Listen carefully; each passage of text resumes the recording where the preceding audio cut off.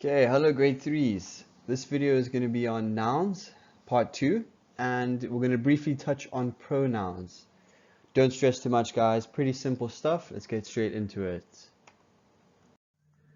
So just to refresh your guys' minds in case any of you guys forgot, nouns are a type of word. They are a part of speech. So nouns are people or living things, places, or ideas. Now we're doing singular and plural nouns. In English, there are ways just by looking at the word we can figure out whether there's one of something, i.e. it's singular, or if there is more than one thing, it's plural. Now there is an easy way to tell the difference between singular and plural. If you break the word down, singular almost contains the word single, which is one. And plural is maybe a little bit less obvious because it comes from the Latin word, which means plus,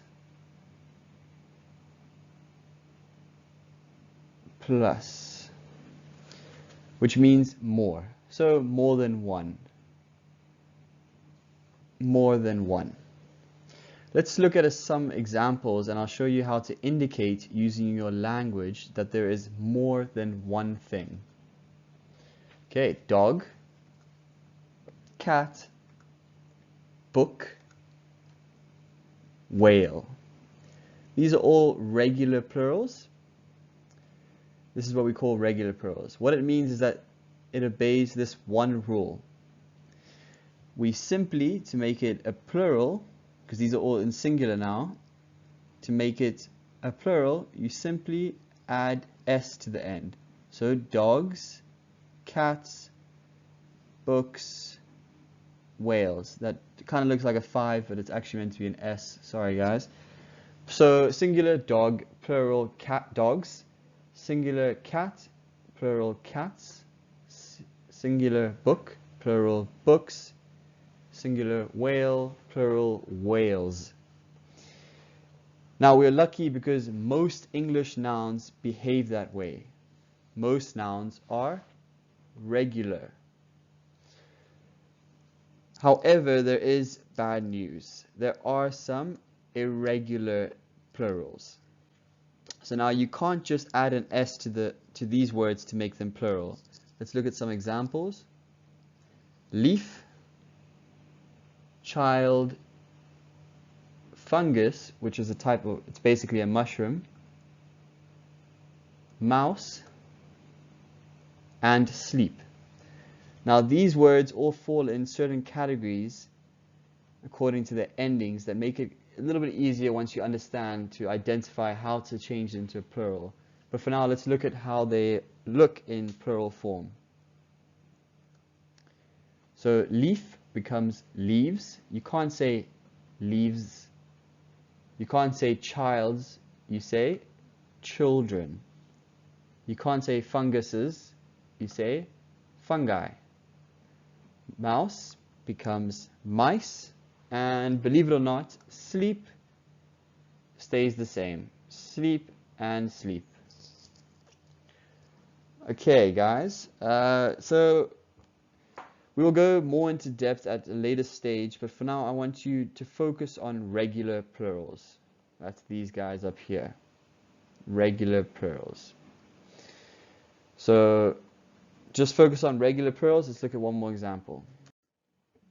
One elephant, two elephants. Now you can see there's one elephant in the picture and here there's two. So to make this, pretend there was another elephant here. Just going to quickly do a drawing. Bad drawing, I know. But you get the idea. If there was two elephants, you would say elephants. And you would write two elephants. Okay, great, guys. So next we're moving on to pronouns. Great, so what are pronouns?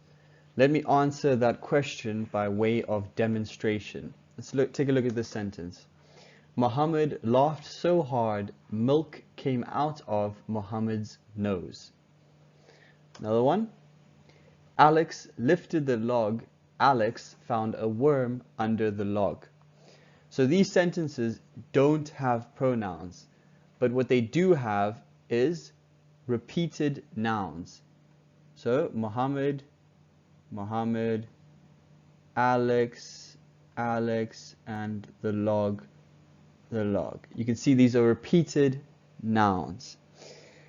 But we are all smart and can remember things. So if we start a sentence talking about Muhammad, we don't need to say his name twice. We don't need to say his name twice. So what a pronoun does is it allows you to take out the unnecessary noun.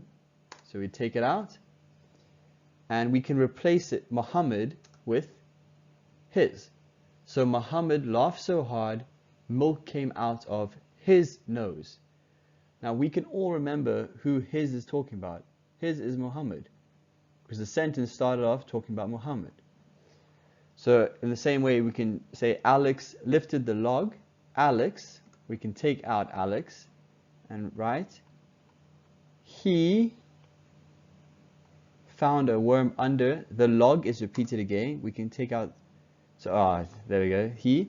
We can take out the log, and instead we can write it. So Alex lifted the log.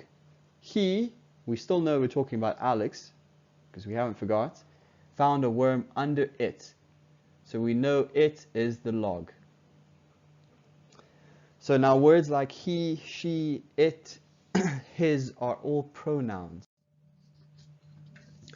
So what are pronouns? They are words that stand in for other words. Now obviously he, her, she, it, and his are not the only pronouns in English, but for now I just want you to think about the idea that a pronoun is a word that stands in for another word. I'm going to attach a homework sheet for you guys. You only need to know these pronouns to complete it, so don't stress too much. Just remember in the back of your head that pronouns are words that stand in for other words. That's the end of the video, guys. If you guys are still confused, send me a message and I will reply to you, try to help you out where you are confused in. But anyway, guys, hope you enjoyed the video. Have a great day further. Talk to you guys tomorrow.